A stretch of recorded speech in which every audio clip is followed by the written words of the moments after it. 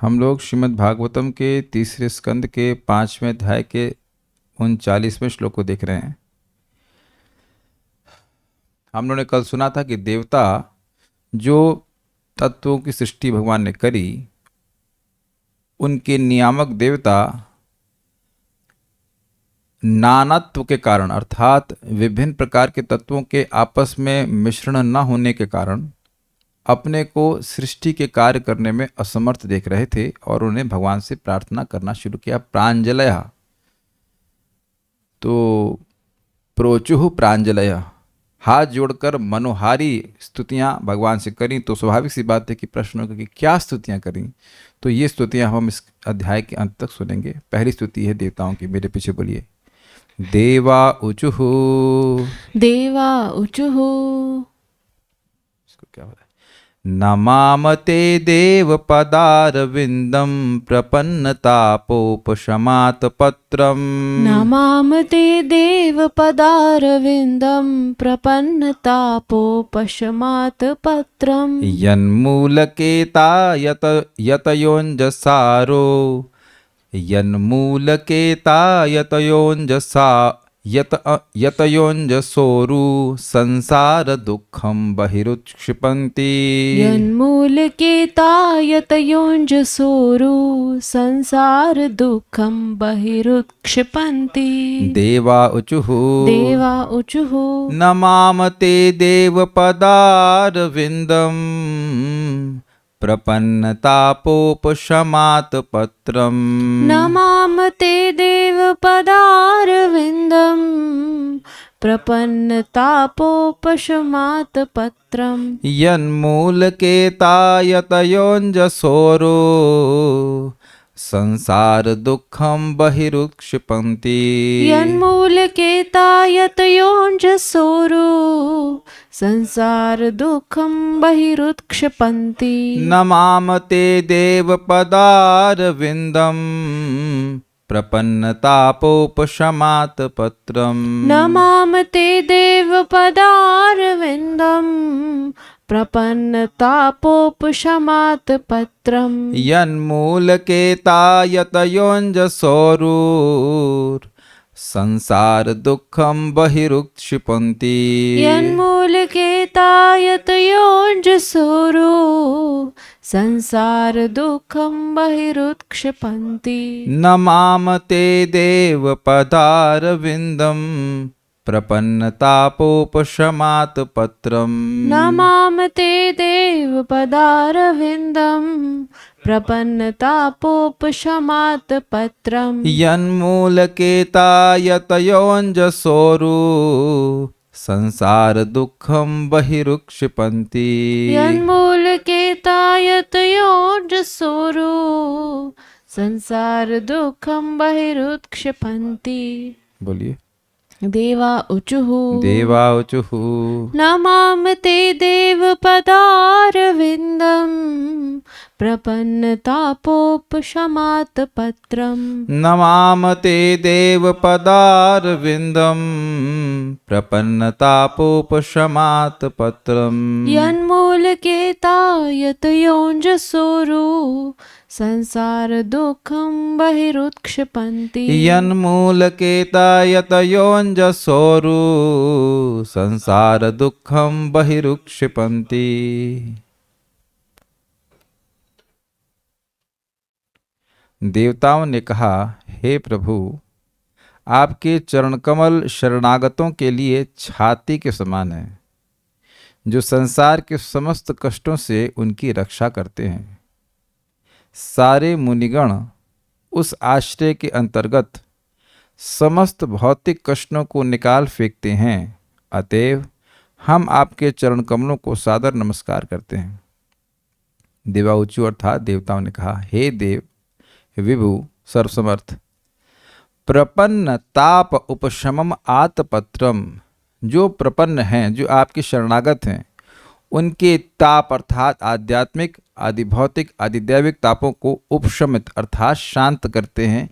शांत करने में आतपत्रम छाती के समान हैं। एक छत्र के रूप में अपने शरणागत के ताप का उपशमन करने वाले ते आपके पदारविंदम आपके चरणारविंद को नमाम, हम सब सादर नमस्कार करते हैं। यत, और उसी चीज को स्पष्ट करते हैं कि कैसे भगवान के चरण कमलों का आश्रय लेकर के व्यक्ति के दुख नष्ट होते हैं। उसको समझाते हुए कहते हैं यत, यानी कि जिन चरण कमलों के मूल यानी तलवे का नीचे वाला भाग है उसका केतः आश्रय लिए हुए वे। अब केता शब्द का मतलब आश्रय कैसे है? आपने निकेत शब्द सुना है, शांति निकेतन, तो नितराम केता जो विशेष रूप से आश्रय हो, घर हो। तो यानी कि भगवान के चरण कमलों का ही आश्रय वह लिए रहते हैं, चरण कमलों के तलवे का आश्रय लेते हैं। ये भक्तों की नम्रता को सूचित कर रहा है।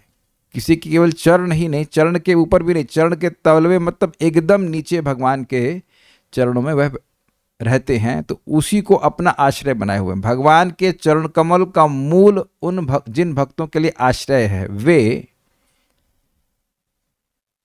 यतयः, यतः मतलब यतयः, यत्न का मतलब होता है प्रयास करना, तो यतयः मतलब जो इस जगत से बाहर निकलने का प्रयास कर रहा है, बड़ा अच्छा प्रयास कर रहा है, उसको यतयः कहेंगे। तो वह संसार से अनासक्त भक्तजन, इस जगत से जो बाहर निकलने का प्रयास कर रहा है, वाकई वह इस जगत से अनासक्त है। जो जगत को भोगने का भी प्रयास कर रहा है वह अनासक्त नहीं है। वह ऐसा सोच सकता है कि वह अनासक्त है, लेकिन अभी अनासक्त हुआ नहीं है, और उस पर निर्भर करता है कि वह आहार निद्रा भय मैथुन से कितना निवृत्त हुआ है। तो ये भक्तजन जो हैं वो यतयः कहलाए जा रहे हैं, क्योंकि वे केवल एकमात्र भगवान की भक्ति ही करते हैं, उसी का यत्न करते रहते हैं। तो करते हैं भक्त भगवान के चरण कमलों का आश्रय लेने का प्रयास, लेकिन उससे क्या हो जाता है? अंजसा, बहुत ही सरलता से, बहुत शीघ्रता से, उरु संसार दुखम, उरु मतलब होता है बहुत ज़्यादा, तो बहुत ज़्यादा संसार का दुख है। क्यों बहुत संसार का दुख है? अब अनादिकाल से जीव बार बार जन्म ले रहा है, मर रहा है, और बीच में अन्य प्रकार के तापों को सहन कर रहा है, तो दुख ज़्यादा नहीं हो गए? कहा जाता है कि जितना जीवात्मा रोया है अपने सभी जन्म में, उसे समुद्र बन जाएगा। तो ये महान दुख हुआ कि नहीं हुआ? तो उस महान संसार दुख को बही उत्क्षिपन्ति, दूर से ही परित्याग कर देते हैं, अर्थात वह दुख उनको छू भी नहीं पाते। जैसे कोई इस कमरे में प्रवेश करना चाहे और उसको इस हॉस्पिस के प्रांगण से, गेट से ही बाहर कर दिया जाए, तो उसे क्या कहेंगे? दूर से ही बाहर कर दिया जाए। वो उस रूम में नहीं प्रवेश कर पा रहा है, रूम की बात छोड़िए, उस प्रांगण में भी प्रवेश नहीं कर पा रहा है। भगवान ने इस बात को गीता में कहा है, काम क्रोधोद्भवम वेगम सयुक्तः स सुखी नरः प्राक शरीर विमोक्षणात्। जो कोई भी व्यक्ति इस काम और क्रोध के वेग को सहन कर लेता है, प्राक शरीर विमोक्षणात्, शरीर छोड़ने के पहले अर्थात शरीर छोड़ने तक ये परेशान करेंगे, तो ये परेशानी सहन कर लेता है, तो वही व्यक्ति युक्त है और वही व्यक्ति नर है, मनुष्य। अर्थात मनुष्य को इस सब वेगों को सहन करना चाहिए, और अगर मैं नहीं कर पा रहा हूं तो हम इंसान नहीं है। मैं नहीं कर पा रहा हूं तो मतलब मैं इंसान नहीं हूं। Pretty heavy language. अब प्राक शरीर विमोक्षणात् का बड़ा सुंदर अर्थ दिया गया है कि देखिए काम को कैसे सहन करे। भाई जैसे कोई व्यक्ति मर जाए और उसकी सुंदर पत्नी उसका आलिंगन करे, तो क्या उसमें काम विकार आएगा? नहीं आएगा। और अगर कोई व्यक्ति और उसी का जन्मा हुआ बेटा उसको अग्नि देगा, तो हमारे शरीर को कोई जलाए तो क्या हम क्रोधित नहीं होंगे? बिल्कुल होंगे। लेकिन उसी का जन्मा हुआ बेटा उसका दाह संस्कार करता है, तो क्या कोई व्यक्ति क्रोधित होता है? नहीं होता है। इस प्रकार से अगर सहन कर ले तो वह व्यक्ति सुखी है, वह व्यक्ति मनुष्य है। तब आप समझ रहे होंगे कि मैंने यह क्यों बोला, शायद ना समझ रहे हूं। देखिए, इस काम और क्रोध के वेग को एकमात्र भगवान की भक्ति के प्रभाव से ही दूर किया जा सकता है। इसी से व्यक्ति को दुख हो रहा है। आप समझने का प्रयास कीजिए, इस जगत में रहते हुए भी व्यक्ति को दुख क्यों आ रहा है? भगवान से विद्रोह की भावना है, तो विद्रोह की भावना किस रूप में प्रकट हो रही है? काम के रूप में। आत्मेंद्रिय प्रीति वांछा तारी बोले काम, कृष्ण प्रीति वांछा धरे प्रेम नाम। इसी को भगवान ने बोला कि सबसे बड़ा शत्रु है ज्ञान विज्ञान नाशनम, सारे ज्ञान और विज्ञान का नाश करने वाले काम है। तो अगर आप एक विज्ञान की तरफ समझें तो पूरे संसार का सबसे बड़ा दुख क्या है? ये काम जनित है और कुछ है नहीं। जितनी बार व्यक्ति अपनी इंद्रिय तृप्ति करने का प्रयास कर रहा है, उसके दुख वहां से शुरू होते। यही संस्पर्श जा भोगा दुख योन एवते आद्यंतवंत कौन्तेय न ते शूरमते बुधा। ये थ्योरी थोड़ी ना है, यही तो प्रैक्टिकल नॉलेज है जो हम लोग को अनुभव करने का प्रयास करना है। This is very bad. तो भक्त लोग कैसे त्याग पाएंगे? क्यों त्याग पाते हैं? भगवान के चरण कमलों का आश्रय लेकर के। अगर किसी साधक को ये काम क्रोध आदि से परेशानी है तो जरा विचार कीजिए कि विश्वामित्र 60,000 साल तपस्या करने के बाद भी परेशान हो गए थे, और काफी इतने समय तक परेशान हो गए थे कि भूल गए थे साधना को। एक मंडूक ऋषि थे, क्या थे, मंडू नाम था शायद, जो इधर गोमती के पास तपस्या कर रहे थे। तो वहाँ पे एक और उनको अप्सरा ने प्रभावित कर दिया था, तो 900 साल तक उनको गायत्री करना भी याद नहीं रहा था। एक दिन वह सूर्य देखे शाम का अस्त होते हुए, कह अरे गायत्री का समय हो गया। तो अप्सरा बोलती है आज पहली बार सूर्य अस्त हो रहा है। तो उनको याद आया कि अरे 900 साल बीत गए, 900 ईयर्स। और ये फॉल डाउन के समय था। ये कंडू ऋषि थे, सॉरी, हाँ मंडू ऋषि नहीं थे, ऋषि में क्षमा करेंगे, मंडू ऋषि नहीं, कंडू ऋषि थे। वैसे कंडू मतलब खुजलाहट, और ये इंद्रिय तृप्ति की इच्छा को खुजलाहट ही कहा जाता है। कंडू यने न कर वो बहु दुख बाज इत्यादि।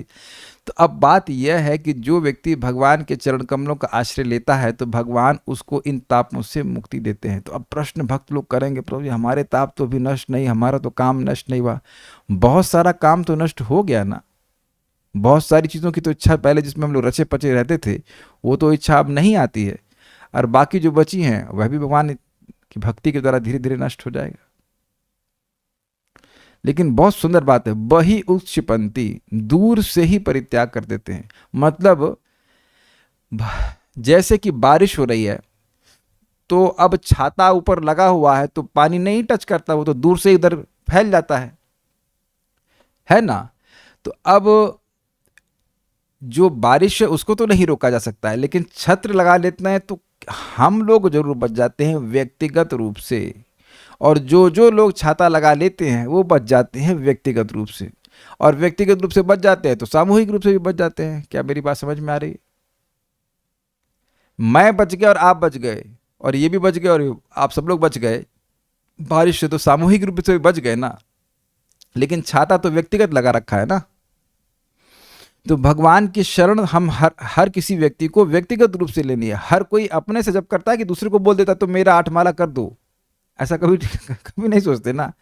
तो आप सामने वाले से नहीं कहते हैं कि आप हमारा 2 माला 4 माला जब कीजिए, वो खुद ही करना होता है, खुद ही प्रसाद ग्रहण करना होता है ना। एक दूसरे को बोल देते हैं नहीं, वहाँ तो बिल्कुल नहीं, वहाँ तो कोई रिश्तेदारी नहीं कि हमारे बिहार पे आप पराठा खा लीजिए, प्रसादम ले लेना, ऐसा तो बिल्कुल नहीं होता है, नहीं होता है ना, कोई रिश्तेदारी नहीं होती इसमें। प्रणाम करना तो खुद ही प्रणाम कर रहे होते हैं। तो आप देखें कि अपनी इंद्रियों से हम भगवान की सेवा करते हैं, ये भगवान की शरण लेने का अर्थ है। इससे भगवान का प्रोटेक्शन मिलता है। बड़ा सुंदर बात है कि तापपत्र क्यों बोल रहे हैं, आतपत्र बोल क्यों बोल रहे हैं? तो कह रहे हैं कि देखिए छाता लेके जैसे व्यक्ति जहां जहां जाता है छाता उसके सर पे होता है कि नहीं। बारिश हो रही तो छाता लेके चल रहा है, तो छाता जैसे उसके संग छूट नहीं जाता है, लगातार चलता रहता है। ऐसे ही व्यक्ति जो भगवान की शरण ले रहा है, भगवान का प्रोटेक्शन उसके ऊपर निरंतर रहता है। यद्यपि कभी कभी भक्त सोच सकता है कि नहीं है, लेकिन एक्चुअली ऐसा है नहीं। आप भूल जाते हैं शायद अपने भक्ति से पहले का जीवन, उसमें कितना अधिक टेंशन था, और इस समय आप कथा सुनते हैं जब करते हैं तो प्रकट देख रहे हैं कि बहुत शांति है। भौतिक संसाधन होने के बाद भी बहुत टेंशन रहता है। लोग जलते रहते हैं, एसी चलाते हैं, लेकिन अंदर से आदमी जलता रहता है ना, नींद नहीं आती है उसको। तो भगवान की भक्ति करके भगवान रक्षा करने वालों की रक्षा करते हैं। और देखिए हम लोग तो अभी यतयाह में आएंगे भी नहीं, हम यह भी नहीं कह सकते कि हम केवल भक्ति करने का प्रयास कर रहे हैं। तो अगर केवल भक्ति करने का प्रयास व्यक्ति करेगा तो निश्चित रूप से इस प्रकार का लाभ उसको अनुभव करेगा, बड़ी आसानी से भगवान के पास वो चला जाता है। तो चलिए श्लोक देख लीजिए। देवः ऊचु नमामते देव पदार विंदम, हे देव हम आपके चरण कमलों को नमस्कार कर रहे हैं। कौन कह रहे हैं? देवता। देवा ऊचुहु ते देव, जैसे इस जगत में लोग देवताओं की शरण में जाते हैं, किस लिए जाते हैं? वो कार्य सिद्ध करने के लिए जो अपने सामर्थ्य से नहीं होता। क्या आप लोग चावल के लिए भी देवता के पास जाते हैं? नहीं जाते हैं। चावल तो ये दुकान में मिल जाता है एक सेंस में, लेकिन देवता के पास व्यक्ति तब जाता है जब उससे वो कार्य सिद्ध ना हो रहा हो। आखिरी तो जो सारे तत्वों के नियामक देवताओं से कार्य सिद्ध नहीं हो रहा है, उसकी सिद्धि के लिए वो भगवान के पास जा रहे हैं, इसलिए कहते हैं हे देव हमारी इस इच्छा को पूर्ण कीजिए। अभी तो इच्छा नहीं व्यक्त की, खाली प्रणाम कर रहे हैं।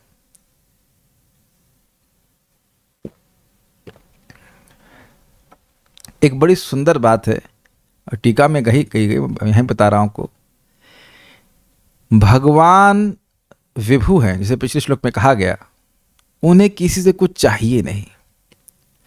तो भगवान को अपनी तरफ करने के लिए कुछ वस्तु देके कर लेंगे तो ऐसा नहीं है, वो तो स्वतः सिद्ध हैं, इसलिए केवल नमस्कार कर रहे हैं। कुछ समझ में आया? हम आपको क्या ही दे सकते हैं भगवान, हम आपको चरणों में केवल नमस्कार ही कर सकते हैं, इसलिए कह रहे हैं नमामते देव पदारविंदम। हम तो आपके चरण कमलों में नमस्कार ही मात्र कर सकते हैं। ये तो आप भी जानते हैं, स्वाभाविक सी बात है, आप भी जानते हैं कि आपके हस्तक्षेप के बिना ये सृष्टि होने वाली नहीं है।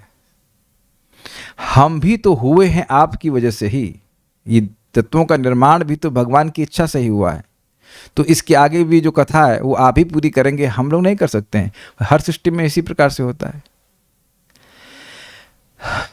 कैसे चरण कमल को प्रणाम करते हो? तो कहते हैं प्रपन्न ताप उपशमम आतपत्रम।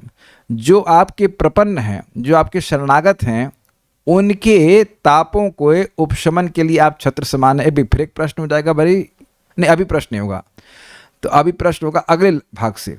तो कहते हैं कि जिन जन मूल केता, जिन चरण कमलों के मूल यानी तलवों के केता अर्थात आश्रय लेकर यत जो यतिजन हैं वह अंजसा बड़ी आसानी से उरु संसार दुखम महान संसार दुख को बहिर्उच्चपंथी बाहर से ही त्याग देते हैं। तो एक प्रश्न बनेगा, अब यहाँ एक प्रश्न बन जाएगा कि भाई मान लो भगवान पूछें कि अभी तो संसार की सृष्टि हुई ही नहीं है, तो त्यागने की बात कैसी होगी? जैसे मान लीजिए मैं कहूँ कि मैंने पराठा त्याग दिया, वो पराठा जो बना ही नहीं, तो ये कुछ युक्तिपूर्ण है या नहीं है? क्या मैं उस ऐसे पराठे को त्याग सकता हूं जो बना ही ना हो? तो आचार्यों ने एक प्रश्न उठाया है, बड़ा रुचिकर प्रश्न है कि जब संसार बना ही नहीं है अभी, इसीलिए तो प्रार्थना कर रहे हैं देवता लोग कि संसार बने, तत्व मिल ही नहीं रहे आपस में, तो आप यह कैसे कह सकते हो कि यतिगण यत्नशील लोग भगवान की भक्ति करके इस संसार चक्र से पार हो जाते हैं? तो इस पे उसका समाधान ऐसा किया गया है कि देखिए ये देवता त्रिकालज्ञ हैं और ये सिद्धांत को बता रहे हैं जो शाश्वत है। बस सृष्टि कोई पहली बार तो हो नहीं रही है, तो पिछली सृष्टि में भक्तगणों ने भगवान के चरण कमल का आश्रय लेकर संसार दुख को पार कर गया, संसार दुख को दूर से ही त्याग करके भगवान के धाम की प्राप्ति करी थी, इसलिए सिद्धांत को यहाँ प्रस्तुत किया जा रहा है। क्या कैच किया आपने इस बात को? काफी इंटरेस्टिंग ऑब्जर्वेशन है। जब ये क्लास हुई ही नहीं थी तो क्या किसी के प्रश्न करने का मतलब बनता है? नहीं बनता है। तो प्रश्न समझ में आ रहा है? प्रश्न ये है कि जब सृष्टि अभी हुई ही नहीं है तो आप लोग यह कैसे कह सकते हो, भगवान मान लो कहें कि आप लोग ये कैसे कह सकते हो कि मेरे भक्त मेरी शरण लेकर के संसार चक्र को पार बड़ी आसानी से संसार दुख को पार कर जाते हैं? अभी तो संसार की सृष्टि हुई ही नहीं है, इसीलिए तो आप लोग प्रार्थना कर रहे हो। तो उसके उत्तर में वो कहते हैं कि भाई यह तो हम लोग त्रिकालज्ञ हैं, ये जो देवता है वो तीनों काल के जानने वाले हैं, इसलिए ये शास्त्र के सिद्धांत को बता रहे हैं। पिछली सृष्टि में जो सृष्टि इस सृष्टि के पहले हुई थी, इस प्रलय के पहले हुई थी, उसमें अन्य बहुत सारे भक्तों ने आपके चरण कमलों का आश्रय लेकर संसार दुख की निवृत्ति करी और आपके धाम की प्राप्ति करी थी। तो इसलिए हम ये कह रहे हैं कि आपके चरण कमलों के आश्रय लेने वाले भक्त बड़ी आसानी से इस संसार के दुख को पार कर जाते हैं। यद्यपि अभी संसार की सृष्टि नहीं हुई है, इस बार नहीं हुई है, लेकिन पिछली बार जो हुई थी तो उसमें तो ऐसे बात हुई थी ना। ये बात यहाँ पे कही जा रही है। शायद समझ पा रहे हैं? नहीं समझ में आया? चलिए अभी हमने बोल दिया है, अब हम लोग पढ़ेंगे तो समझ में आ जाएगा बात।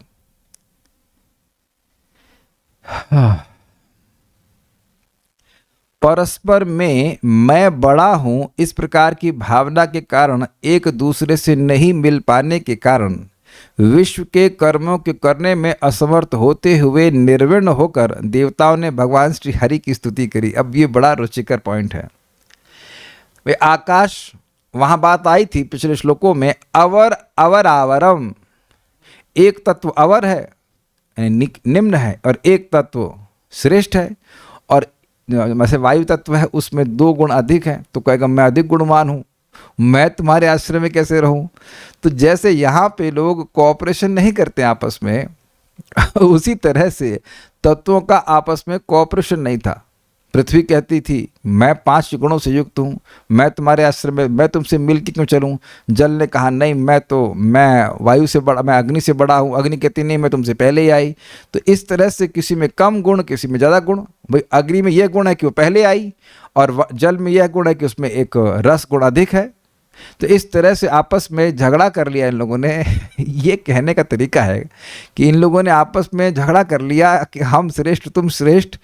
तब कैसे बात आगे बनती, सृष्टि होती नहीं।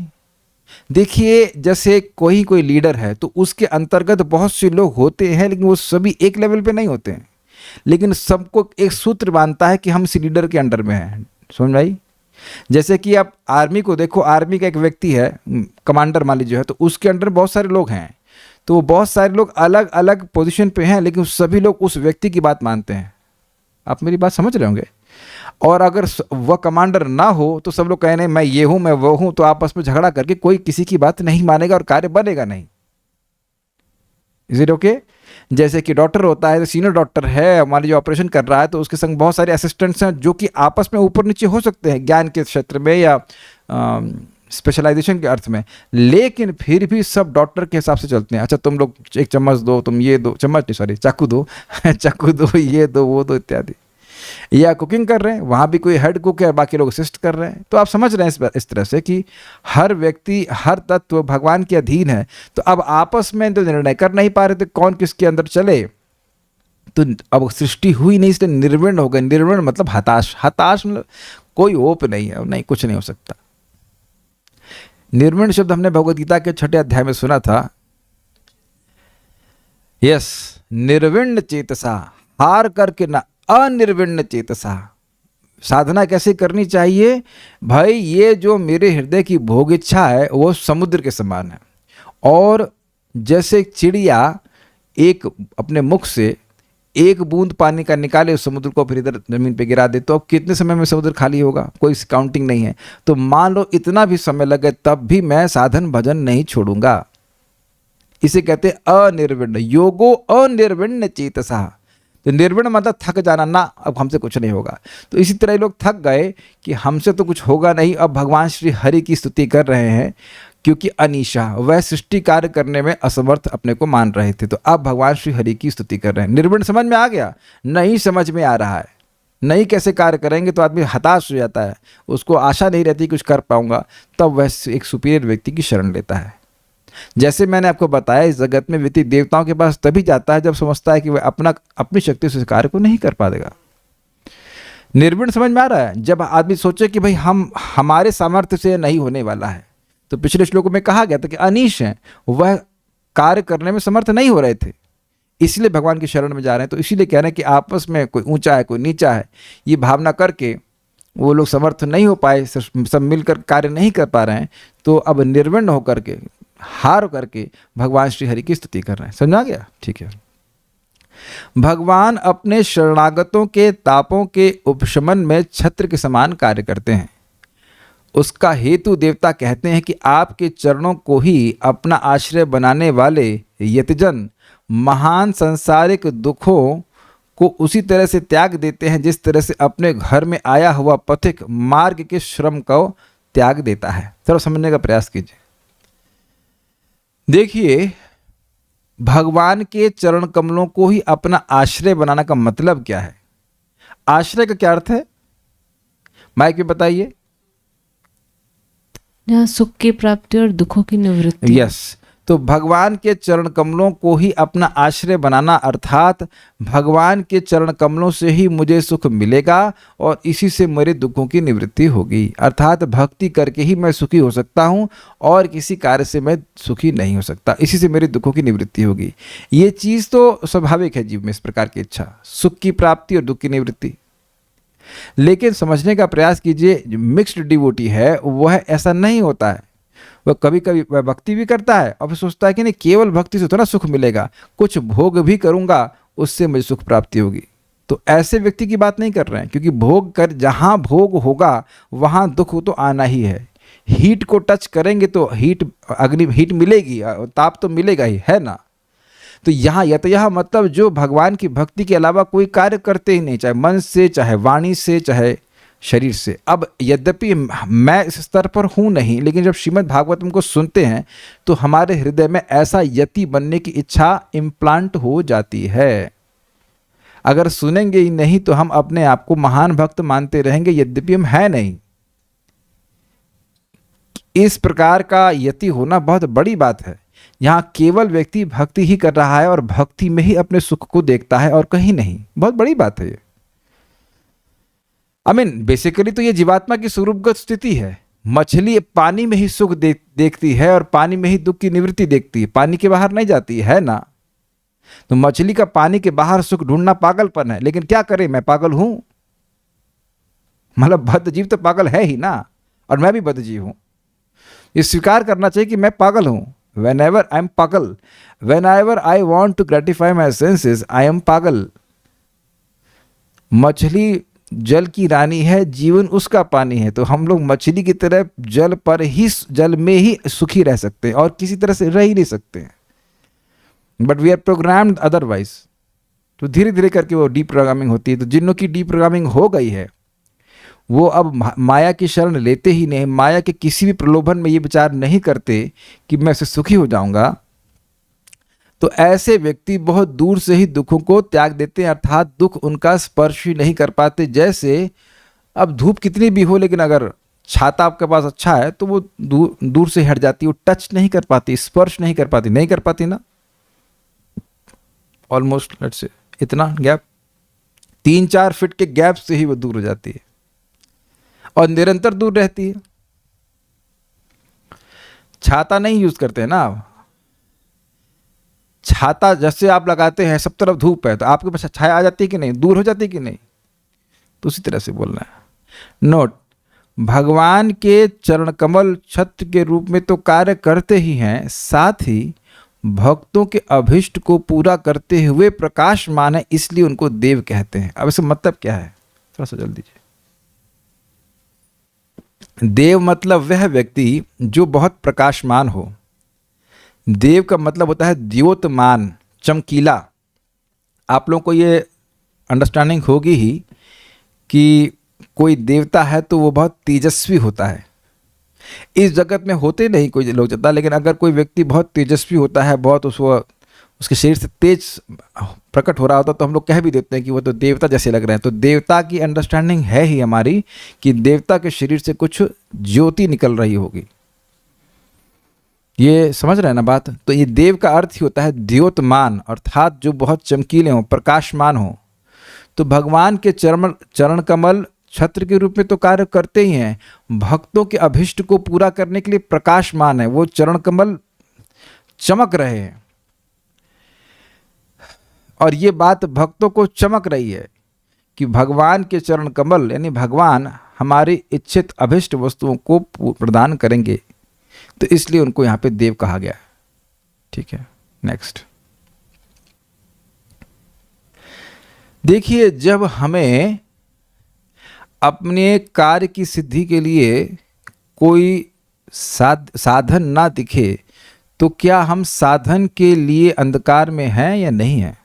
हमको कोई रास्ता नहीं सूझ रहा है कि ये कार्य कैसे होगा, कैसे सिद्ध होगा, तो हम अंधकार में हैं कि नहीं? तो भगवान के चरण कमल प्रकाशमान हैं, तभी तो इस अंधकार को दूर करते, इस अर्थ में कि भगवान के चरण कमल के आश्रय लेकर मेरा कार्य सिद्ध हो जाएगा। अब समझ में आ रहा है कि भगवान के चरण कमल क्यों प्रकाशमान कहे जा रहे हैं। They remove the darkness of ignorance of the means by which you can fulfill your desires. भगवान के चरण कमल उस अंधकार का नाश करते हैं जो कि उस रूप में व्याप्त, जो कि अपने अभिष्ट की सिद्धि के लिए पर्याप्त साधन को ना जानने का अभाव है। मेरे सुख कैसे प्राप्त होगा, नहीं समझ में आ रहा है, तो ये अंधकार है ना। जैसे अंधकार में कुछ सूझता नहीं है, ऐसे ही जीवन में आप कई बार देखेंगे कि हमें समझ नहीं आ रहा होता है कि हम इस चीज से, इस परिस्थिति से कैसे बाहर निकलेंगे। समझ रहे हैं बात को? ये तो सबके संग हुआ ही होगा। तो ऐसे में भगवान के चरण कमल प्रकाशमान है, वही, क्योंकि वो प्रकाशमान है, अगर कोई सुधी है, बुद्धिमान व्यक्ति है, तो वह भगवान के चरण कमलों का आश्रय लेता है। इसलिए यहाँ पे भगवान को देव कह रहे हैं। अंधकार में कोई प्रकाश में स्थान है, वही तो हमको रास्ता दिखाता है। ये अंधकार में कोई अंधकारमय चीज हमें रास्ता दिखाती है। ठीक है। सारार्थ दर्शनी आतपत्रम अर्थात छत्र। जो भक्त जन आपके चरण कमलों का आश्रय लेते हैं, वे ही, न कि अन्य साधक, संसार के दुख को शीघ्र ही उरु अर्थात मूल सहित दूर फेंक देते हैं। मतलब अब वह दुख दोबारा कभी जनित ही नहीं होता।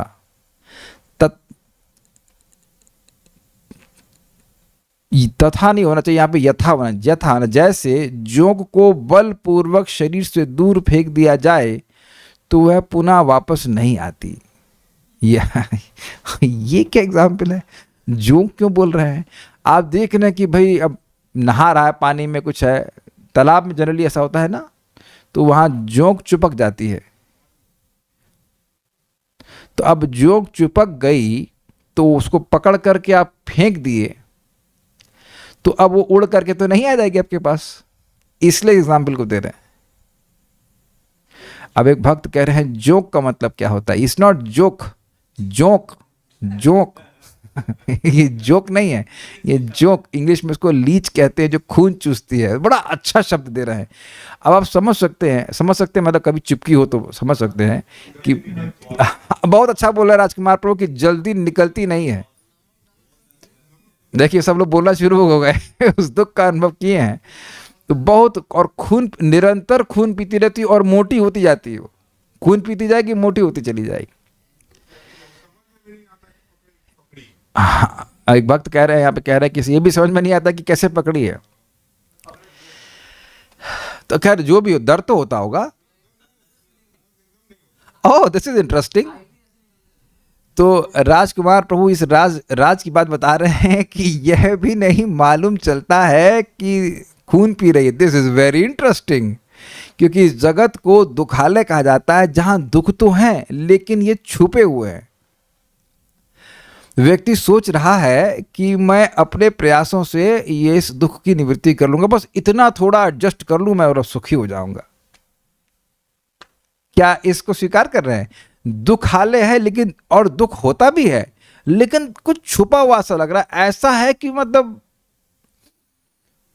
ना अभी निकलना नहीं है। जैसे भाई किसी घर में अग्नि लग गई हो तो भागेंगे वहां से, वहां कौन सा करियर बनाएंगे हम, है कि नहीं?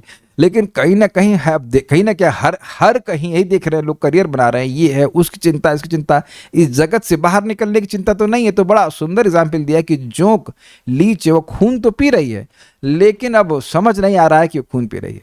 काफी इंटरेस्टिंग एग्जाम्पल है, बड़ा सोच करके दिए है।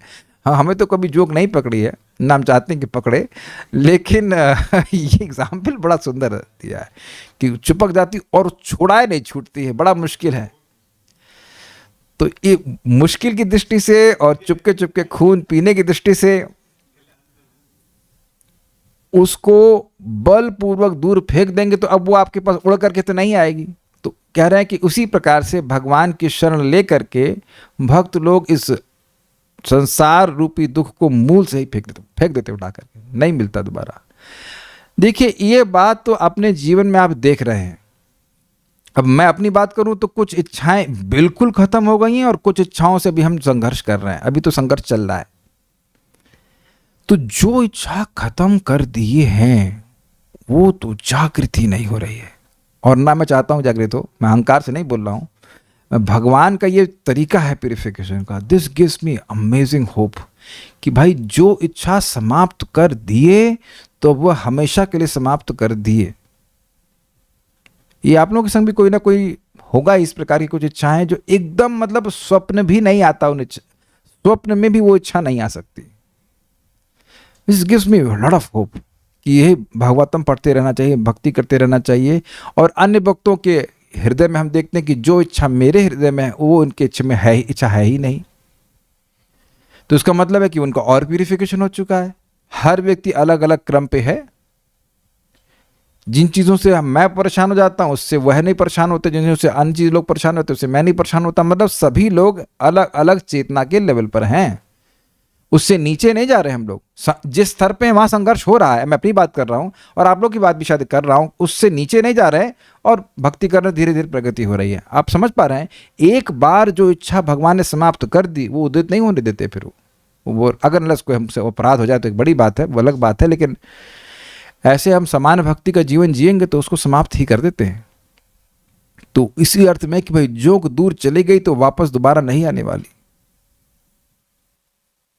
अतः वे भक्तजन ऐसे कष्टप्रद जीवन को शीघ्र ही जड़ से दूर फेंक देते हैं, किंतु जो भगवान के चरण कमलों की का होना चाहिए, चरण कमलों का आश्रय नहीं लेते, वे संसार को विलंब पूर्वक एवं मूल सहित नहीं फेंकते हैं और पुनः संसार उन्हें दोबारा पुनः आ गया और पुनः संसार उन्हें ग्रस लेता है। अब इसको थोड़ा समझने का प्रयास कीजिए। कोई व्यक्ति भगवान की भक्ति कर रहा है तो भगवान स्वयं ही उसके हृदय को साफ करते हैं, उसकी रिस्पॉन्सिबिलिटी हमारी नहीं है। शृण्वतः स्वकथा कृष्णा पुण्य श्रवण कीर्तना हृदयंतस्त ही अभद्राणी विधुनोति सुरसताम। जो व्यक्ति भगवान श्री कृष्ण की कथा को रोज सुनता है तो भगवान स्वयं ही उसके सुहृद होने के नाते, उसके मित्र होने के नाते, उसका मंगल करने वाले होने के नाते उसके हृदय के अभद्र को नष्ट कर देते हैं। लेकिन ये किसके संग होता है? जो भगवान की कथा को सुन रहा है, जो भगवान की भक्ति कर रहा है। लेकिन ऐसे बहुत से लोग हैं जो भगवान की भक्ति नहीं करते, भगवान की कथा नहीं सुनते, वो अपने बल पर अपनी तपस्या के द्वारा वैराग्य को धारण करने का प्रयास करते हैं और ऐसे लोग पुनः संसार में गिरते हैं। ये नेरविंदाक्ष विमुक्त मानिनस्त्वय्यस्त भावान् अविशुद्ध बुद्धया आरुह्य कृच्छे न परम पदम ततः पतंति नादृत युष्मद पदांग्रय। ये अन्य कुछ अन्य लोग हैं जो भगवान के भक्त नहीं हैं। ये नेरविंदाक्ष विमुक्त मानना, हे अरविंदाक्ष, वह कुछ अन्य लोग हैं जो अपने को विशेष रूप से मुक्त मानते हैं, अर्थात मुक्त है नहीं। त्वय्यस्त भावाद अविशुद्ध बुद्ध है। क्यों नहीं है भाई विमुक्त क्यों नहीं है? तो कहते हैं आपके चरणों में उनका भाव अस्त हो गया है, आपके प्रति सम्मान की भावना नहीं है, आपको भगवान नहीं मानते हैं। त्वयि आप में अस्त भावाद, आप में उनका भाव, उनका आदर सम्मान वह नष्ट हो गया है। त्वय्यस्त भावाद अविशुद्ध बुद्ध है, क्योंकि उनकी बुद्धि अविशुद्ध है। विशुद्ध और अविशुद्ध, विशेष रूप से अविशुद्ध, विशेष रूप से अशुद्ध, अविशुद्ध, विशुद्ध मतलब विशेष रूप से शुद्ध और आ लगा दीजिए मतलब विशेष रूप से नहीं शुद्ध। विशेष रूप से अशुद्ध कह सकते हैं। यस। आरुह्य कृच्छ्रेण परम पदम ततः, अगर वह परम पद को भी प्राप्त करते हैं और बहुत प्रयास करके, बहुत तपस्या करके प्राप्त करते हैं, तब भी पतंति नादृत युष्मात् पदांग्रय, आपके चरण कमलों का अनादर करने के कारण वह गिर जाते हैं। इसको और खोल के बताऊंगा कि कुछ लोग निर्विशेष ब्रह्म का अनुसंधान करते हैं, ज्ञानी लोग होते हैं। तो अब इसमें दो प्रकार के ज्ञानी हुए। एक ज्ञानी जिसे भगवान के बारे में नहीं पता, तो वह नहीं गिरेगा क्योंकि भगवान का वह अपराध नहीं कर रहा है, वो ब्रह्म का अनुसंधान कर रहा है। लेकिन कुछ ज्ञानी ऐसे हैं जो ब्रह्म का अनुसंधान करते हैं लेकिन भगवान के चरण में अपराध करते हैं कि ये मनुष्य हैं, तो ऐसे व्यक्ति नीचे गिर जाते हैं। समझ में आ गई बात? तो ये कह रहे हैं कि जो लोग भगवान का आश्रय नहीं लेते वह संसार को बड़े विलंब से आरुह्य कृच्छ न बहुत मेहनत करते हैं, बहुत तपस्या करनी पड़ती, तब जाके संसार उनका नष्ट होता है, अर्थात भौतिक वासना नष्ट होती है, और मूल सहित नहीं फेंकते हैं। क्यों? क्योंकि भगवान के चरणों में अपराध होने की संभावना है, भगवान को नहीं जानते, अपराध कर बैठते हैं और फिर से संसार वासना का सृष्टि हो जाती है। देखिए, संसार नष्ट होने का मतलब है संसार को भोगने की इच्छा का नाश होना। इस जगत में कोई व्यक्ति है और केवल भगवान की सेवा में लगा है, तो अब उसकी कोई इच्छा नहीं आ रही है तो कोई दिक्कत नहीं। अपने जीवन में आप देखते होंगे या देख रहे होंगे अलग अलग स्तर के अनुसार कि कभी कभी कोई भोग की इच्छा नहीं आती किसी भी प्रकार की, तो व्यक्ति बड़ी शांति का अनुभव करता है एटलीस्ट कुछ दिन के लिए उसके बाद फिर कुछ आ जाता है। तो अब अगर केवल भगवान की भक्ति में लगा हुआ है तो यानी कि उसके हृदय में कोई और वासना आ ही नहीं रही है। वासना आएगी तो उसके अनुसार कार्य करेगा, वासना आ ही नहीं रही तो उसके चित्त में उसमें शांति है। संसार कहाँ है? संसार तो केवल भोग की इच्छा से ही होता है। चाहे मान लीजिए रसमलाई खाने की इच्छा है तो चलो बन जाओ, अगले जन्म में मिठाई वाले बन जाओ, व्हाटएवर मिठाई वाले क्या चूहा बन जाओ, सब इट कैन बी एनीथिंग, लेकिन इच्छा होगी तब ना जन्म लेगा। तो जब इच्छा ही नहीं है तो इस जगत में भी सुखी रहेगा और दोबारा भी जन्म नहीं लेगा।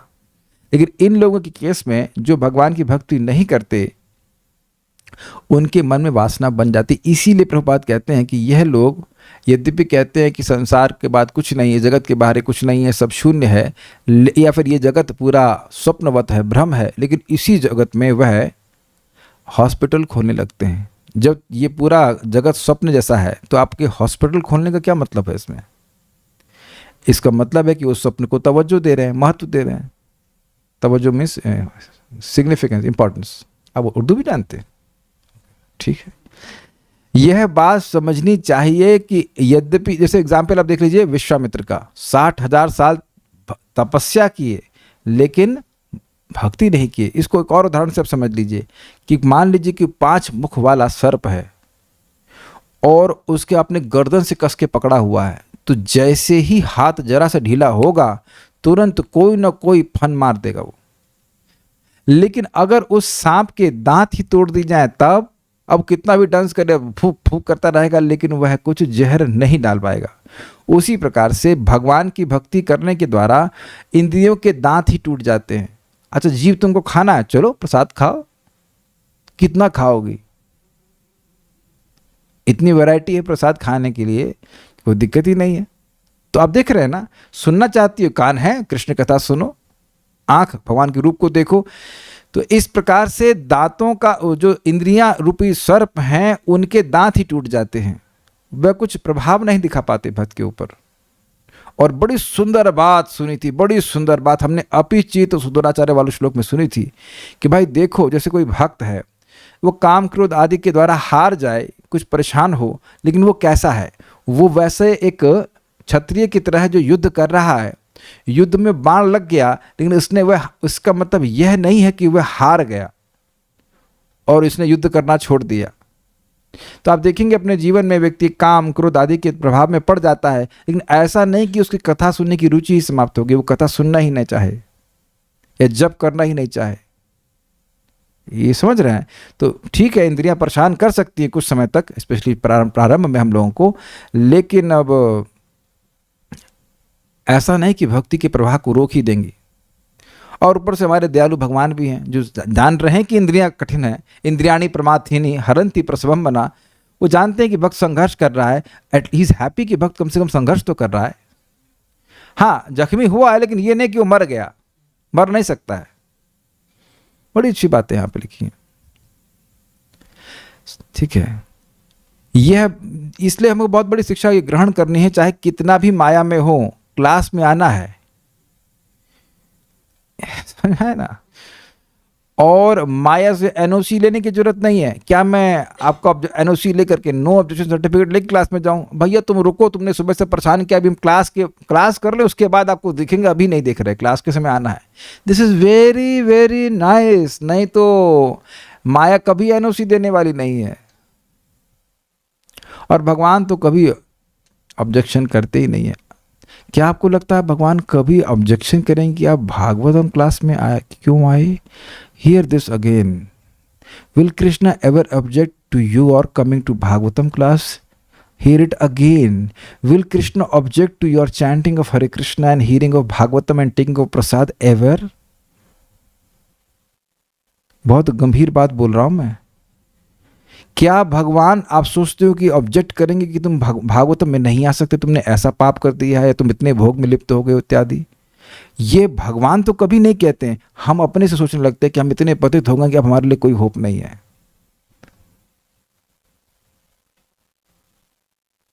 ये बहुत गंभीर बातें हैं। आगे हम भागवत में सुनेंगे कि जब वृत्तासुर से युद्ध कर रहे थे इंद्र, तो उनका एक अस्त्र विफल हो गया था, तो उनको वज्र से ही विश्वास टूट गया था, जबकि उसमें भगवान की शक्ति थी। तो हरे कृष्ण मंत्र उसी वज्र की तरह है, और ये असुर आदि जो है हृदय में, वो तो परेशान करेंगे ही। आप भी तो उन्हें परेशान कर रहे हो। हरे कृष्णा कृष्ण कृष्णा हरे हरे, हरे राम राम राम हरे हरे कर करके। तो उनको मरना स्वाभाविक है, वो मरेंगे ही, लेकिन धैर्यपूर्वक करते रहना चाहिए। तो ये नहीं सोचना चाहिए कि हम संसार में फिर गिर गए। नहीं नहीं, भगवान की भक्ति का कीड़ा लगा, एक बार लग गया तो भगवान जाने नहीं देते। यह बात समझनी चाहिए कि यद्यपि सृष्टि के आदि में भक्तगण विद्यमान नहीं थे, जिनके बारे में बात श्लोक में हो रही है कि भगवान के भक्तगण भगवान का आश्रय लेकर इस संसार को पार हो जाते हैं, तो संसार भी तो भक्त आए नहीं। जब संसार की सृष्टि होगी तब तो भक्त आएंगे। तथापि इन सत्य ज्ञानियों ने समस्त शास्त्रों के सिद्धांत के ज्ञान द्वारा भूत वर्तमान एवं भविष्य के ज्ञाताओं ने इस तथ्य की घोषणा करी। कहने का अर्थ यह है कि ये जो देवता हैं ये त्रिकालज्ञ हैं। तो हर सृष्टि में क्या होता है ये जानते हैं। तो हर सृष्टि में यही होता है कि जो व्यक्ति भगवान श्री हरि की शरण लेता है वह भगवान के पास चला जाता है। सिंपल सी बात है। यही चीज़ मैंने परम पूज्य वृंदावन चंद्र महाराज से पूछी थी। यही केवल इसी तरह की कि भाई जब कोई व्यक्ति एक बार कृष्ण बोलता है, क्या कृष्ण, तो ब्रह्मा जी अपने लोक में ये मधुपर्क क्यों बनाने लगते हैं उसके लिए? अभी तो उसके हृदय में काम है, क्रोध है, बहुत सारी चीज़ें हैं। क्या एक ही बार कृष्ण बोलने से हमारा हृदय इन सब चीज़ों से रहित हो गया है? क्या आपका ऐसा अनुभव है क्या? नहीं, ऐसा तो नहीं होता है। और ना कई शास्त्र में लिखा है कि एक ही बार बोलने से सब कुछ खत्म हो जाता है। लिखा जरूर है, लेकिन एटलीस्ट अनुभव तो नहीं होता हमारा। एक बार भी अगर कोई निरपराधिक रूप से नाम लेता है तो हो जाता है, लेकिन अभी तो ऐसा अनुभव नहीं हो रहा है। परेशान होते हैं हम लोग। तो महाराज वही बात बताए कि भाई उसका भविष्य देख करके ब्रह्मा जी जानते हैं कि उसने एक बार भी कृष्ण का नाम बोला है, तो अब इसका भविष्य इतना उज्जवल है कि मेरे लोक से होता हुआ भगवान के धाम जाएगा, इसलिए, और ये बहुत जल्दी होगा, इसलिए वह जल्दी जल्दी उसके लिए मधुपर्क बनाने लगते हैं, वेलकम ड्रिंक। जैसे आपने देखा होगा यहाँ परिक्रमा के लोग आते हैं, परिक्रमा में आएंगे बाद में लोग पहले जूस का बोतल लेकर खड़े हो जाते हैं, जूस के ग्लास लेकर खड़े हो जाते हैं, है ना? काफ़ी इंटरेस्टिंग है, काफ़ी एनकरेजिंग है, क्योंकि यहाँ तो हम 16 माला कर रहे हैं, कई सालों से कर रहे हैं, फिर भी लगता है अरे भाई अनर्थ तो बाकी रह गए। तब you should remember this glories and they are all true. अगर ये सत्य नहीं होती बात तो रूप गोस्वामी जी इसको अपने पद्यावली में नहीं रखते। बाल प्रबोधनी देवताओं की स्तुति को ही प्रदर्शित करते हैं कि देवताओं ने क्या बोला। वहाँ यानी वहाँ मतलब इस स्तुति में भगवान को जहाँ प्रार्थना हो रही है, वहाँ पूर्ण कामत्व के कारण किसी भी पदार्थ का भगवान के लिए उपयोग नहीं है। ये जितने भी पदार्थ हैं, पृथ्वी, जल, वायु, अग्नि, आकाश, इसका भगवान से तो कोई मतलब है नहीं, इसलिए प्रथमतः प्रणाम ही कर रहे हैं। ये समझ में आई बात?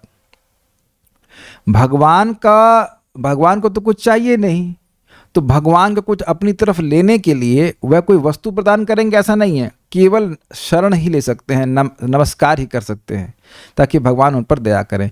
क्योंकि यही बात बोल रहा है कि आपके चरण कमलों का शरण जो लेते हैं उनके दुख को आप दूर करते हो, इसलिए हम आपके चरण कमलों को ही नमस्कार करते हैं। ठीक है। सर्व स्वामित्व के कारण भगवान पूजनीय है, इसलिए संबोधित करते हुए कहते हैं हे देव। समझ में आई बात? जैसे जगत में देवता को अपना स्वामी मान करके व्यक्ति उनको देव, हे शिव जी, हे देवाधिदेव भगवान शिव, देवताओं के भी आदि देव शिव जी के रूप में से बोलते हैं, या शनि देव, गणेश देव, ऐसे करके बोलते हैं। गणेश देवता कहते हैं ना। तो इस प्रकार से देव कहने का अर्थ है कि वह हमारे स्वामी हैं। तो सारे देवता उनको देव इसलिए कह रहे हैं, ये सूचित करता है कि भगवान सभी देवताओं के स्वामी हैं। नेक्स्ट, हे देव, हम आपके चरणों में नमस्कार कर रहे हैं। आप किस लिए नमस्कार करते हैं? यदि यह प्रश्न हो तो अपने संताप की निवृत्ति के लिए करते हैं। हम लोग बड़े दुख में हैं इसलिए कर रहे हैं। इसको स्पष्ट करने के लिए कहते हैं कि भगवान आप अपने शरणागत भक्तों के जो आध्यात्मिक, आधिदैविक, आदि भौतिक दुख हैं उनका नाश एक छत्र के समान करते हुए वर्तमान रहते हैं, ये अर्थ है। आप तो अपने सभी भक्तों के तापों को नष्ट करते हैं, इसलिए हम भी अपने संताप की निवृत्ति के लिए आपको प्रणाम करते हैं। परंतु अब बड़ी इंटरेस्टिंग बात है, मान लो भगवान कहें कि भाई अगर मैं सभी के जो मेरे शरणागत हैं उनके तापों को दूर करता हूं और यह भी देखा जा रहा है कि इन तापों की निवृत्ति अन्य साधनों से नहीं हो रही है, तो सभी लोगों को मेरे चरण कमलों की शरण लेनी चाहिए, लेकिन ऐसा तो दिखता नहीं है। परंतु इस जगत में सभी तो दुखी हैं, कौन दुखी नहीं है? तो सब लोग भगवान की शरण में क्यों नहीं जाते हैं? यदि यह शंका हो तो विवेक के अभाव को सूचित करने के लिए कहते हैं कि जो भक्त भगवान के चरण कमलों के मूल को ही अपना आश्रय बना लेते हैं वे विवेकी भक्त मन के नियमन में प्रयासरत रहते हुए अनायासी उरु अर्थात बहुत अधिक होते हुए भी जन्म मरण आदि लक्षण इस संसार के दुख को दूर से ही त्याग देते हैं। यह अर्थ है। क्या मतलब हुआ? मतलब ये हुआ कि भगवान यद्यपि अपने शरणागतों के दुख को दूर कर देते हैं, लेकिन भगवान की शरणागति स्वीकार करनी है ऐसा विवेक सबका होता नहीं है। नहीं होता ना, वो लगे रहते हैं अपने दुखों की निवृत्ति के उपाय में, लेकिन मिलता है केवल दुख या सुख की प्राप्ति के प्रयास में लगे रहते हैं, लेकिन उसका उपशमन होता नहीं, उसकी प्राप्ति होती नहीं, दुखों का उपशमन होता नहीं है। तो इससे उनको विवेक भी नहीं हो रहा है कि अरे इससे तो मुझे सुख नहीं मिल रहा है, इससे this how it is there, this is how this world is. तो अब भक्त लोग यतः क्या कह रहे हैं? यतः मतलब उनका केवल प्रयास इस मामले में होता है कि उनका मन भगवान में लगा रहे, संसार की निवृत्ति का प्रयास नहीं कर रहे होते हैं, अपने मन को भगवान में लगाने का प्रयास कर रहे होते हैं। और आप देखिए यही भगवान ने बोला है, मन मना भव मद भक्तो मदयाजी माम नमस्करूं, तुम मुझे स्मरण करो, मेरे भक्त बनो, मेरी पूजा करो, मुझे नमस्कार करो। संसार को छुड़वा करके अपने पास तो लाने का काम मेरा है, इसमें संशय मत करो। मन तो हर व्यक्ति का कहीं ना कहीं लगा ही हुआ है कि नहीं, चाहे भक्ति कर रहा हो या नहीं, तो मन तो कहीं ना कहीं लगा ही हुआ है। तो भक्तों का प्रयास ये है कि भाई कहीं ना लग करके वह केवल भगवान में लगाया जाए, ये प्रयास रहता है। अब उस प्रयास को वो करते रहते, इसलिए उनको यतः कहते हैं। लेकिन इस वजह से मन को लगा रहे हैं भगवान में, लेकिन इस वजह से जो संसार का बहुत बड़ा दुख है, बार बार जन्म मृत्यु रूपी जो माला के समान है, एक फूल होता है, दूसरा फूल होता है, फिर तीसरा फूल होता है, इस प्रकार से जन्म मृत्यु की माला कहा जाता है, वो बहुत बड़ा दुख है, उसको वह बड़ी आसानी से दूर से ही त्याग देते हैं, उसमें कभी प्रवेश नहीं करते। यदि भक्त का जन्म होता भी है तो इसीलिए ताकि उसकी भक्ति की लता में फूल फल आदि आ जाएं, वो कर्म के प्रावधान से जन्म नहीं लेता। प्रमाण इसका 6वां अध्याय भी है और अन्यत्र भी। आतपत्र पद से यह सूचित होता है कि जिस प्रकार छत्र के अधो भाग में स्थित, नीचे वाले भाग में स्थित व्यक्ति को सूर्य का संताप नहीं प्राप्त होता है, उसी प्रकार भगवत आश्रित भी संसार ताप को नहीं प्राप्त होते हैं। और इसी बात को श्रीमन चैतन्य महाप्रभु ने सनातन गोस्वामी को कहा कि आप में तीनों ताप विद्यमान नहीं है, क्योंकि वह भगवत विमुख नहीं है। जो व्यक्ति भगवत विमुख है उसी को ताप सताते हैं, उसी को माया ताप देती है, अन्यथा जो भगवान के प्रेमी है उनको नहीं दे पाती, देती ही नहीं है, पाती वाली बात नहीं, देती ही नहीं है। यह भी शंका नहीं करनी चाहिए कि जब ब्रह्मांड की उत्पत्ति ही नहीं हुई है तो संसार के विद्यमान होने के पहले किस प्रकार ऐसी उक्ति संगत है। यह कहना कि संसार का उपशमन हो जाता है भक्तों के द्वारा, ये तो बात संगत नहीं है, ये तो लॉजिकल नहीं लगता है। ये मान लो कोई प्रश्न उठाए तो कहते हैं क्योंकि विधाता इस जगत की सृष्टि के पूर्व के अनुसार ही करते हैं, क्योंकि विधाता इस जगत की सृष्टि पूर्व के अनुसार ही करते हैं, तो इस शास्त्र के सिद्धांत के अनुसार त्रिकालज्ञ होने के कारण यह उक्ति संगत है, इसलिए इसको सृष्टि के पहले ही बोल रहे हैं। यह भी क्लियर हो गया। ये कोई नहीं कहना चाहिए कि अरे अभी तो सृष्टि हुई नहीं तो आप इसे बात कैसे कह सकते हो, संगत मतलब बात जम नहीं रही है। तो कह रहे नहीं, ये बात सत्य है, क्योंकि हर बार भगवान इसी प्रकार से सृष्टि करते हैं और हर संसार में भक्त लोग इसी प्रकार से भगवान का आश्रय लेकर के जगत से मुक्त हो जाते हैं, तो इसलिए हमारी बात संगत है। और ये लोग त्रिकालज्ञ हैं, तीनों काल की बात को जानने वाले हैं।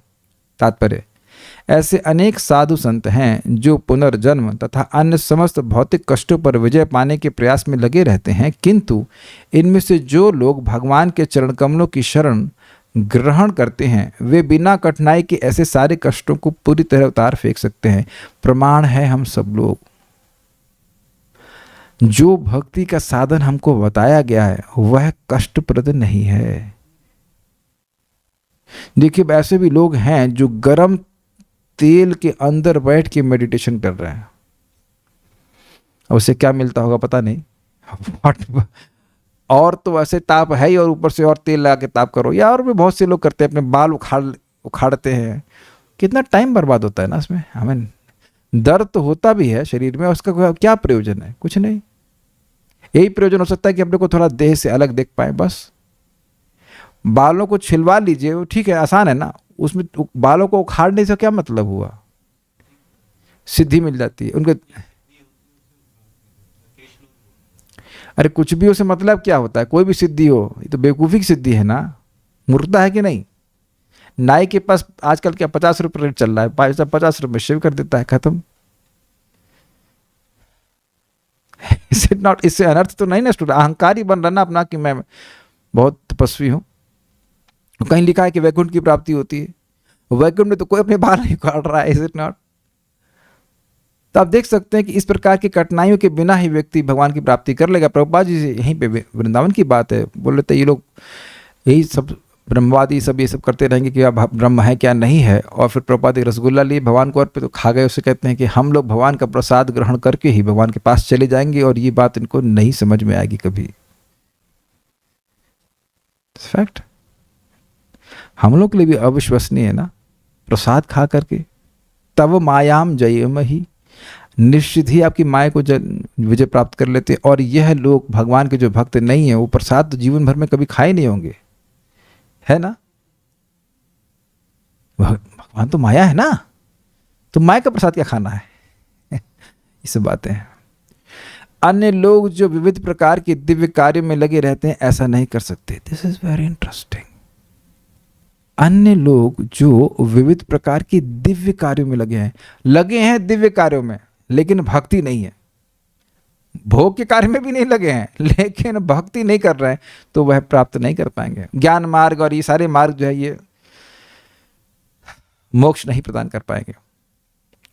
उनके लिए ऐसा कर पाना बहुत कठिन है, इस संसार को त्यागना बहुत कठिन है। वे भगवान के चरण कमलों की शरण में गए बिना मुक्त होने के लिए कृत्रिम विधि का चिंतन कर सकते हैं, किंतु ऐसा संभव नहीं है। राम नाम को अंक है और सब साधन शून्य, अंक गए कछु हाथ नहीं, अंक रहे 10 गुण। तो भगवान का नाम, भगवान राम का नाम कोई नहीं बोल रहा है और बड़े बड़े साधन कर रहा है, तो क्या स्थिति है? वो जीरो और जीरो और जीरो और जीरो। तो जीरो के बाद 1000 जीरो लगा दीजिए फिर भी जीरो, लेकिन एक नहीं लगाया। और एक अगर जीरो के पहले लगा दिया तो 10, उसके बाद एक और जीरो लगा दे 100, उसके बाद और जीरो लगा दीजिए तो 1000, ऐसे करके हो जाएगा। तो राम नाम को अंक है और सब साधन शून्य, अंक गए कुछ हाथ नहीं, अंक रहे 10 गुण। सिंपल सी बात है। तो इसीलिए चैतन्य चरितामृत में कहा गया है कि भगवान का नाम भक्ति के नवदा भक्ति के को भी पूर्णता प्रदान करता है। बिना नाम उच्चारण करके किए भक्ति की पूर्णत्व नहीं होता है। और नाम जप नहीं करेंगे, ठीक है और ठीक है करेंगे, लेकिन हरे कृष्ण नहीं बोलेंगे। आप देखिए, आप बड़ा मुश्किल है कन्विंस करना लोगों को, जप कराना बहुत मुश्किल है। पता नहीं हम सब लोग कैसे करने लगे। महाप्रभु की कृपा है, महाप्रभु की महाकृपा है, नहीं तो ये असंभव मानिए, नहीं हो पाता लोगों से। ठीक है, यह उन देवताओं का मत है जो न केवल वैदिक ज्ञान में पटु हैं, अपितु भूत वर्तमान तथा भविष्य के भी दृष्टा हैं। वो त्रिकालज्ञ हैं, वो इनका ओपिनियन मैटर करता है क्योंकि उन्हें सब कुछ देख रखा है। ये भगवान को देख सकते हैं, ये सब कुछ जानते हैं, इसलिए बोल रहे हैं। देवताओं के मत महत्वपूर्ण है क्योंकि देवता ही विश्व व्यवस्था संबंधी कार्य व्यापार का पदभार संभालने के लिए प्राधिकृत होते हैं। अधिकृत होते हैं, ऑथराइज्ड। वे भगवान द्वारा उनके विश्वसनीय सेवकों के रूप में नियुक्त रहते हैं और उनकी बात विश्वसनीय है, विश्वास के योग्य है। कोई भक्तों का प्रश्न है तो मैं देख लेता हूँ।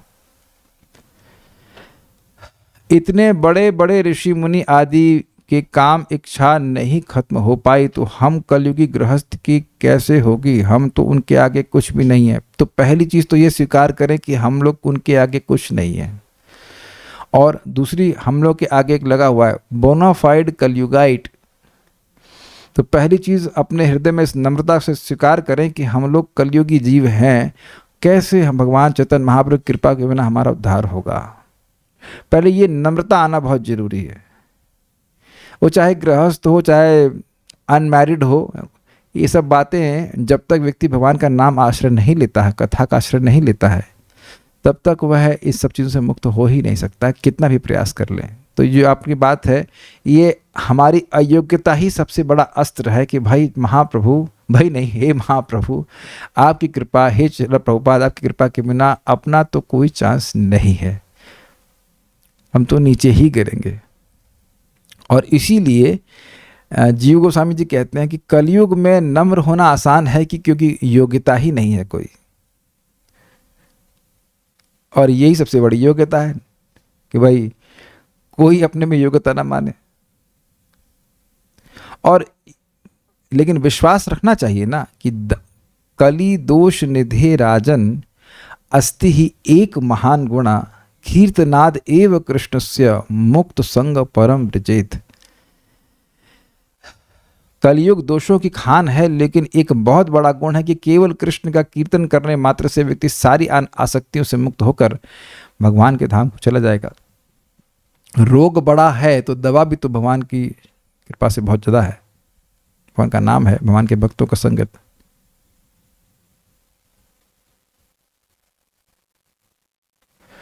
भक्त कह रहे हैं कि उन्हें 900 साल तक याद नहीं आया, हमारी तो उम्र भी 100 साल की नहीं होगी, कैसे भक्ति में फोकस कर सकें और काम इच्छा को त्यागें? देखिए, पहले तो ये स्वीकार करना पड़ेगा कि ये इच्छा हमारी आर्टिफिशियल है। जो मैथुन आदि की इच्छा या और भी कुछ भोगने की इच्छा है, वह आत्मा के ऊपर नहीं है, आत्मा के ऊपर है, आत्मा की नहीं है। और वह भी इसलिए है क्योंकि हमने संस्कार ऐसे कई जन्मों में बिता रखे हैं, कभी सुखी नहीं हुए हैं। तो पहली चीज तो ये स्वीकार करें कि ये चीज त्याज्य है। कम से कम शास्त्र श्रवण करके व्यक्ति ये स्वीकार तो कर रहा है कि ये चीज त्याज्य है। और इस बात को भगवान ने गीता में कहा है कि जो व्यक्ति, इंग्लिश में कहते हैं at least one should not be resentful of the principles, जो सिद्धांत हैं उनके प्रति द्वेष नहीं करे, तो भगवान के आशीर्वाद मांगे, भगवान की कृपा मांगेगा तो धीरे धीरे करके व्यक्ति उससे मुक्त होगा। देखिए, बात बहुत सिंपल है। प्रसंगमजनम पाशम आत्मनः कवयो विदु स एव साधु सुकृतो मोक्ष द्वारम अपावृतम। ये जो भोग वासना है यह तो अजर है, ये बूढ़ी नहीं होती है। इंसान बुढ़ा हो जाता है लेकिन बूढ़ी नहीं होती इच्छा। लेकिन यही आसक्ति अगर साधुओं में संगत में रख दी जाती है तो फिर वह मोक्ष कारण बन जाती है। तो ये जो भक्तों की संगति है, भगवान के नाम का जप है, ये बहुत प्रबल साधन है। धीरे धीरे करके ये भावना समाप्त होती है। अरे एक जन्म में नहीं हो, 10 जन्म में भी समाप्त हो जाए तब भी बहुत बड़ी बात है कि नहीं। कम से कम भोजन को भगवान को अर्पण करके ग्रहण करे, सुबह उठ करके नाम जप करे, शाम को कथा सुने, तो इसको कम से कम 10, 20, 30 साल करके तो देखें कि कितना प्रभाव पड़ा है। और यही चीज बोली गई है कि भगवान की भक्ति में कौन व्यक्ति अधिकारी है? जिसका हृदय अभी काम आदि से पूरी तरह शुद्ध नहीं हुआ है लेकिन कथा में रुचि हो गई है। तो कथा अपने आप ही विरक्ति जागृत कराएगी। हम नहीं त्याग सकते, हम त्याग खुद से सकते तो त्याग दिए होते ना आज तक। कथा पकड़ लीजिए, कथा पकड़ते पकड़ते अपने आप ही सारी बातें त्याग दी जाती हैं, और कोई आश्रय है ही नहीं। निरपराधिक नाम हम लेते हैं कि नरापराधिक नाम जब हो जाता है तब टेस्ट मिलता है। देखिए, जब हम अपराधों से बचने का प्रयास करते हैं तो धीरे धीरे करके व्यक्ति निरपराधिक स्टेज पे आता है। जब बचने का प्रयास कर रहे हैं तब भी अपराध हो जाते हैं, लेकिन भगवान देखते हैं, हमारे हृदय को शुद्ध करते हैं, तो उसे नामाभास स्टेज कहते हैं। धीरे धीरे करते व्यक्ति निरपराध स्टेज पे आता है अपने आप। Devtas know more than human beings. Also in this shloka they are telling eternal Siddhanta. Then why don't Devtas try to become pure devotees? How do you know that they are not pure devotees? आपने कैसे निर्णय ले लिया कि वह शुद्ध भक्त नहीं हैं? यही तो पिछले श्लोक में बोला गया था कि वह शुद्ध भक्त हैं, तभी तो ऐसी प्रार्थना कर रहे हैं। क्या ऐसी प्रार्थना अशुद्ध भक्त करते हैं? क्या मैं ऐसी प्रार्थना कभी किया हूं अपने से, खुद स्वयं से? कोई देवता बन गया तो वो अशुद्ध भक्त हो गया, यमराज जी अशुद्ध भक्त हैं, महाभागवत है कि नहीं? ब्रह्मा जी तो फाउंडर आचार्य है ना गौड़िया इस संप्रदाय के, ब्रह्ममत्व गौड़ी संप्रदाय के। तब शिव जी के शुद्ध भक्त नहीं है, दुर्गा जी के शुद्ध भक्त नहीं है, बहुत सारे शुद्ध भक्त हैं, गणेश जी शुद्ध भक्त हैं, कुछ देवता मिक्स डिवोटी भी हैं, लेकिन सारे देवता शुद्ध भक्त नहीं हैं, ये कैसे आप कह सकते हो? अच्छा, एक प्रश्न है कि योग्यता नहीं होने का मतलब पेसिमिस्टिक होना होगा क्या? जी नहीं, ऑप्टिमिस्टिक। जैसे कोई व्यक्ति बहुत बीमार है तो वो क्या समझता है, मैं बीमार हूं लेकिन हमारे वैद्य जी समर्थ हैं, तो उसके हृदय में आशा आती है कि मैं ठीक हो जाऊंगा क्योंकि ये बहुत समर्थ हैं।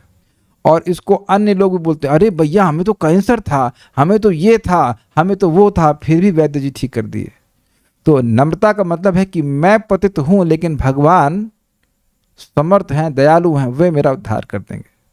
This is the meaning of humility.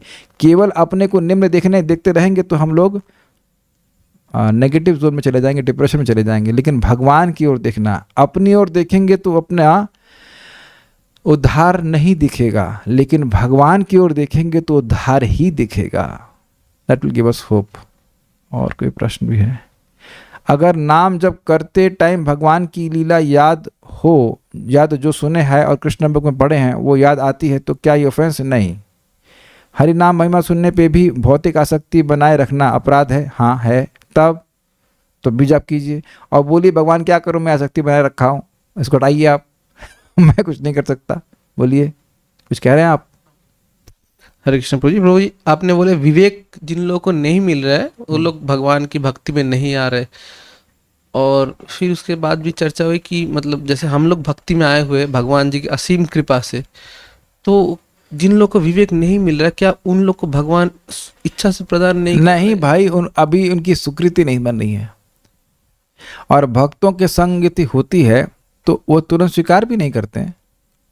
बहुत से लोगों को टाइम लगता है, प्रभाव चला जाता है, स्वीकृत हो जाता है। जैसे मान लीजिए हम कार्यक्रम के लिए कल जा रहे हैं कहीं, तो कुछ गीता दी जाएगी, कुछ पुस्तक दी जाएगा, प्रसाद दिया जाएगा। अब सारे लोग थोड़ा ना स्वीकार करेंगे, उसमें एक आध दो लोग होंगे जो स्वीकार कर लेंगे, लेकिन सबको स्वीकृत बन जाती है। प्रसाद खाया है, कुछ किया, तो गीता देखी है, कीर्तन सुना है, तो आगे जा करके उनको भगवान व्यवस्था देते हैं। हरे कृष्ण प्रभु जी। प्रभु जी, भगवान के चरणों का शरण लेना, जीव कभी कभी बहुत भारी दुख पाता है तो निश्चित रूप से वो भगवान के शरण में आता है और उसका दुख दूर भी होता है। लेकिन कुछ समय पश्चात जब दुख दूर हो जाता है तो पुनः वो थोड़ा लापरवाह हो जाता है, इसलिए भगवान फिर दुख देते हैं जी। तो उसके लिए हमें क्या करना चाहिए? भगवान करेंगे। देखिए, दो बातें हैं। दुख में सुमरण सब करे, सुख में करे न कोई, जो सुख में सुमरण करे दुख काहे को होए। तो अगर हम कथा में केवल दुखी हो तब आए, ये तो बहुत अच्छी बात नहीं है, अच्छी बात, ठीक ही है। लेकिन अगर सहज रुचि है कि अगला श्लोक क्या होगा, अगला श्लोक क्या होगा, तो कथा सुनने की रुचि रहेगी, जब करने में रुचि रहेगी, तो फिर दुख उतने लगेंगे नहीं। जैसे चालान हो 500 रुपये का और आपको देने पड़े 5 रुपये, तो आप खुश होंगे कि दुखी होंगे? तो खुश हो जाएंगे। तो उसी प्रकार से दुख आएगा जीवन में, लेकिन जब शास्त्र सुनते रहेंगे तो मन में विश्वास रहेगा कि ये उतना नहीं आया, और वास्तविक रूप से उतना नहीं आता जितना कि आना चाहिए। तो व्यक्ति उसको सह लेता है और आगे अपना बढ़ जाता है। जगत का स्वरूप इस प्रकार का है। एक प्रश्न आखिरी, फिर लग जाते हैं। कोई सिर्फ कथा सुने, प्रसाद ग्रहण करे और नाम जप ना करे तो? देखिए, कथा सुन रहा है तो कब तक वो नाम जप नहीं करेगा, ये एक सोचने वाली बात है। और वह क्यों नहीं करेगा? जरूरी नहीं कि 16 माला करे, एक माला तो जरूर करेगा, नहीं तो सुन ही क्या रहा है और वो क्यों सुन रहा है फिर। और अगर अगर अगर अच्छा दूसरी बात क्या, मान लो जब नहीं करेगा तो क्या आप उसे पिस्तौल ला के जब करा देंगे? तो क्या कह सकते हैं। देखिए दोनों प्रकार के लोग होते हैं, कुछ लोग कथा सुनने में रुचि रखते हैं, कुछ लोग जप करने में रखते हैं, कुछ लोग केवल जप करते हैं, कथा बिल्कुल नहीं सुनते हैं। तब तो कुछ तो करे, कुछ भी ना करने से तो कुछ करना ही अच्छा। स्वल्पमस्य धर्मस्य त्रायते महतो भयात्। कथा सुन रहा है, एक दिन उसको क्लिक कर जाएगा कि भाई नाम जप करना महत्वपूर्ण है। नाम में रुचि कैसे बढ़ाएं? अच्छा, मैथमेटिक्स पढ़ के, अलजेब्रा पढ़ाई कर कर।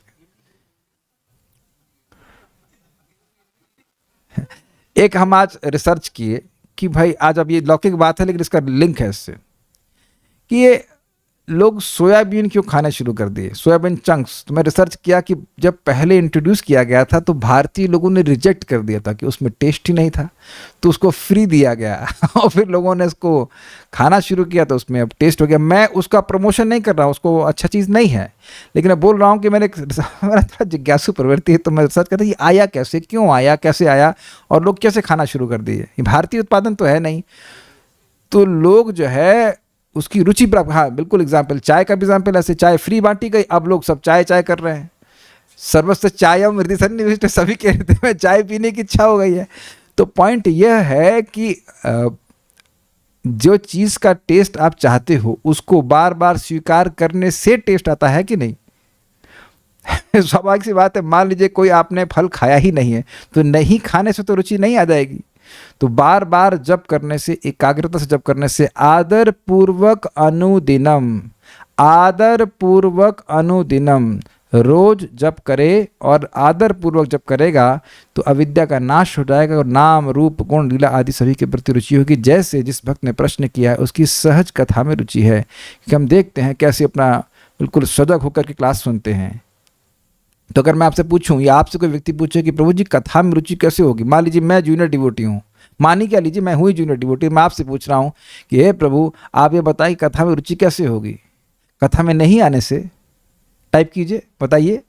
तो आप ये कहेंगे भाई कथा में आओ, कथा में आएंगे तो कथा तो अपने आप में मादक है, अविद्या नष्ट करेगी और आपको आकर्षित कर लेगी। उसी प्रकार से जप करते रहेंगे तो जप स्वतः ही टेस्ट का प्राप्ति कराता है। अगर उसके लिए सबसे सोल्यूशन अच्छा है कि आप सुबह उठ करके बढ़िया से एकाग्रता से नाम जप करें, ठीक है। इसीलिए 16 माला करने के लिए कहा गया है। Now will stop, it's already quite some time. Srimad Bhagavatam की जय, श्रील प्रभुपाद की जय, निताई गौर प्रेमानंदे।